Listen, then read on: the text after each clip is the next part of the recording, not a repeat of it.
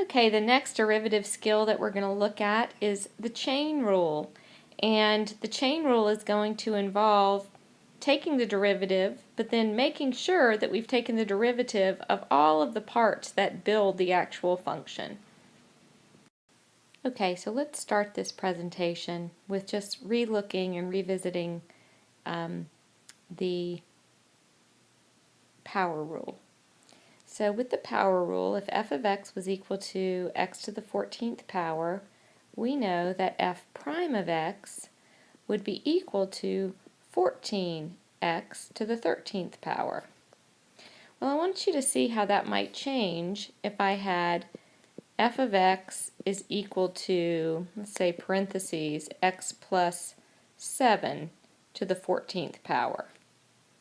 Okay, the way that the chain rule comes into play is that now we don't just have x to the 14th power, we have x plus 7.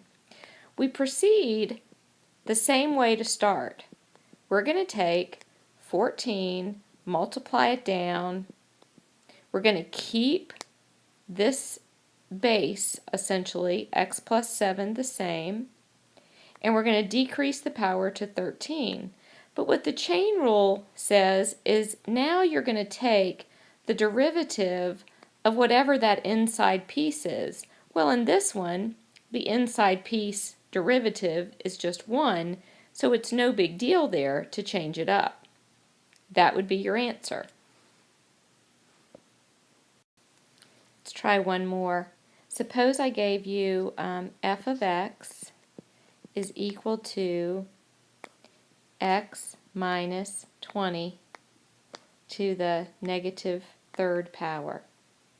Then we would know that f prime of x would be equal to negative 3 times x minus 20, but then negative 3 would drop to negative 4, and we would look inside, but the derivative of the inside there is 1, so we would stop. These are the simple ones. These are ones that really are just an extension of our power rule. Now let's look at one where we have to do a little bit more work, and we'll build the chain rule from the simple power rule. So what we're going to do first is, if we're thinking about the derivative here, we're going to say the derivative starts out exactly the same way as that simple case we just looked at. So 10 times 3 would be 30. I'm going to keep 2x minus 7 the same. I'm going to drop 10 to 9, but now I'm going to multiply by whatever the derivative of that inside piece is, and the derivative of 2x minus 7 is 2. And you could leave it just like that.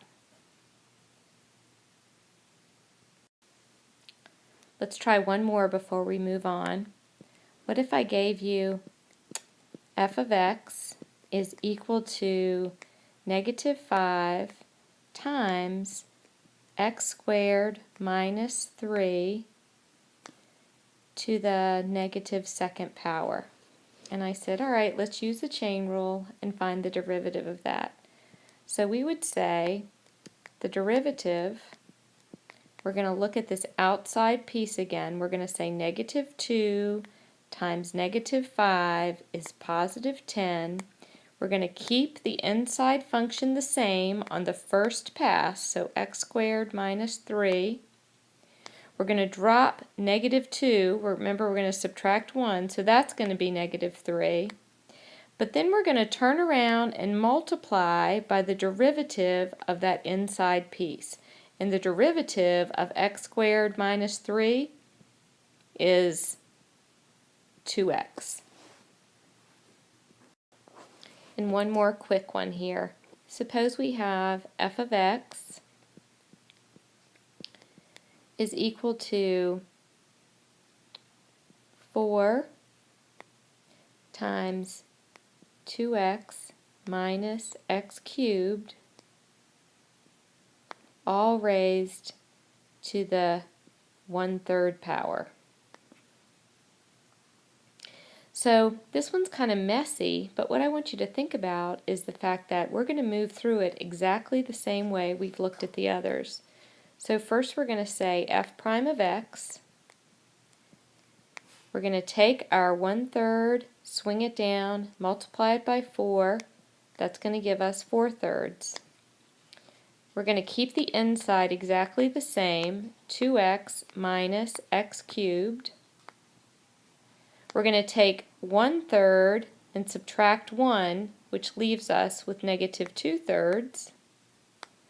And now we're going to multiply that by the derivative of the inside. And the derivative of the inside is 2 minus 3x squared.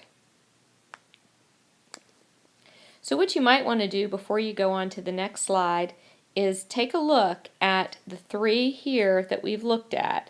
This was the first one, and then we had a second one, and then this is the third one that we've just looked at here. And that might help you really as you continue studying and go on to the ones that are going to be a little bit harder next. Okay, so this one is going to be a little bit different than those earlier examples we just did, those easy ones. Here, what I want you to think about is all of a sudden we don't have just power rule anymore because that's not just a coefficient. Now what we have is product rule. 5x would be represented as the first, 7 minus x to the negative second power is going to be the second. So we're going to move through this in the same way that we would move through product rule. So let's start. We're going to say the first, 5x. Now what we need to say is times the derivative of the second. So I put that times symbol in there, but I think what I'm going to do now is I'm going to revert back. I think I'm going to put bracket. The derivative of the second involves chain rule. Negative 2 times 7 minus x to the negative 3, then the derivative of the inside, which would be negative 1. So think about what we just did there. The first times the derivative of the second, that involved chain rule, okay, plus the second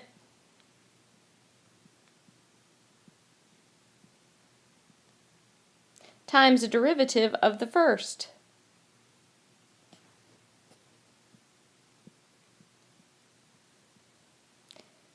And we're done. So take a look at that one and see if you understand what makes that different than the easier ones that we started with. And again, remember, you do not have to simplify. You can leave it just like that.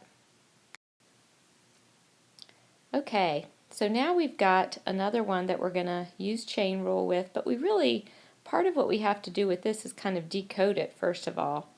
One of the things that I might want to do is I might want to certainly consider that top piece as x squared plus 2x raised to the 1/2 power, right? And that's what we would call our top. And then we would call the bottom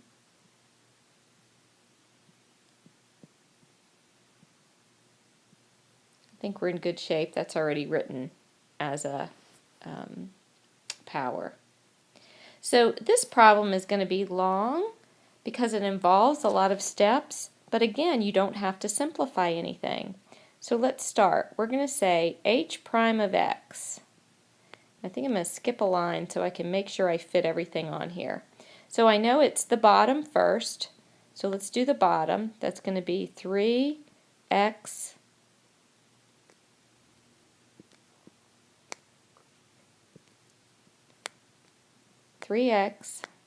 squared plus 2x to the 4th to the 5th, right? We've got the bottom, and now we're going to work on the derivative of the top. Okay, so let's look at the top and take the derivative of that. So we use our chain rule, 1/2. We're going to keep the inside the same on the first pass, x squared plus 2x. We're going to decrease the power by 1. And then we're going to go back inside and take the derivative of x squared plus 2x, which would be 2x plus 2. Now notice I've made sure that I have my grouping symbols around that, because otherwise it is going to get a little confusing.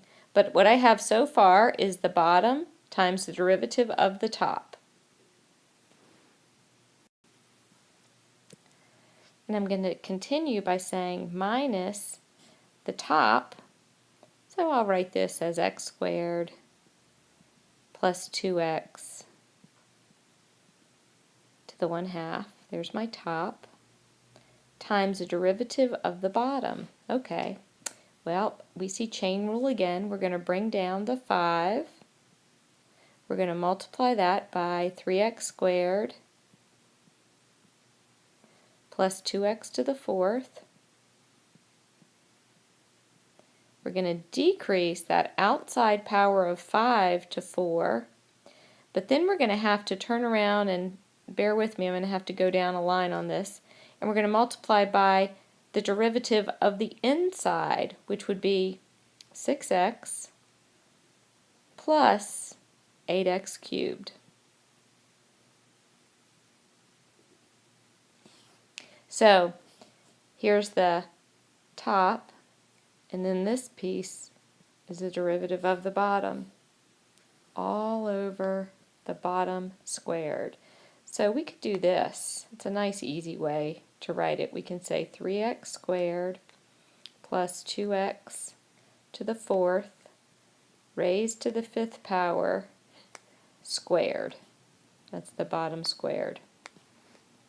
So take a look at this one and make sure that you can go through and see all those different pieces. I know it's a little bit messy, and this would probably represent one of the harder examples we would do, but it is a good one to go through and just kind of pick up those skills of quotient rule and chain rule.